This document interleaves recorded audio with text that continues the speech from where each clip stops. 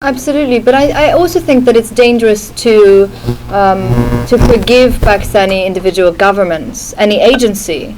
Every time something goes wrong in a government, we're told, well, I didn't do it, it was the army. It wasn't me, I had no control. If we look at, when the Taliban Afghanistan came into being, and this is a Taliban Afghanistan that is funded, supported, and propped up by Pakistan. And as you said, yes, the Pakistani army, the agencies, but also the government. Pakistan is one of 3 countries in the world to recognize the Taliban. So Saudi Arabia, the UAE, and Pakistan recognize this government. It's my aunt's government at the time, and when questioned, it's very easy to say, I didn't have any control. And unfortunately, I think we fall into that way too easily in Pakistan.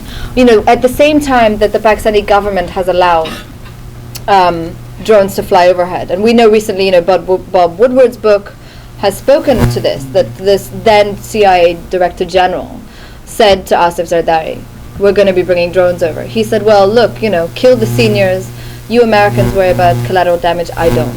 So while the government allows drones to fly overhead, and then NATO comes in last week, they come in and say, well, that's a violation of our sovereignty. I mean, they play a dual game that I think is very dangerous. But absolutely, there is a distinction. But I'm also worried about giving the government too easy a hand here. And we're being generous, really. Maybe it's less than 20 families control the wealth of the country. What nationalization sought to do was return.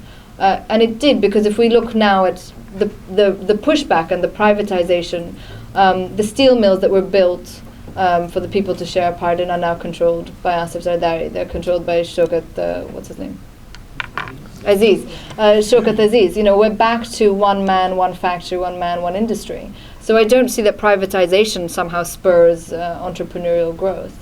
But again, I think the important distinction is that nationalization didn't need to be permanent. It was a part of the solution, and had it been allowed to carry through, things would have been different. And you're furrowing your brow. You don't agree with me, but I don't think it's a thing we're going to agree on. I think in a country where not even a percentage controls the wealth of the land, it's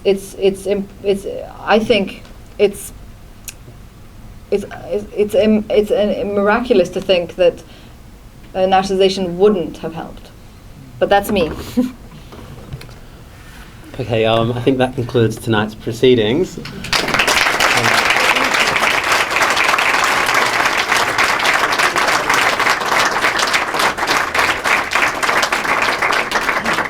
It's been an impressive evening. Thank you, Fatima, for being with us, for your command and openness of the issue.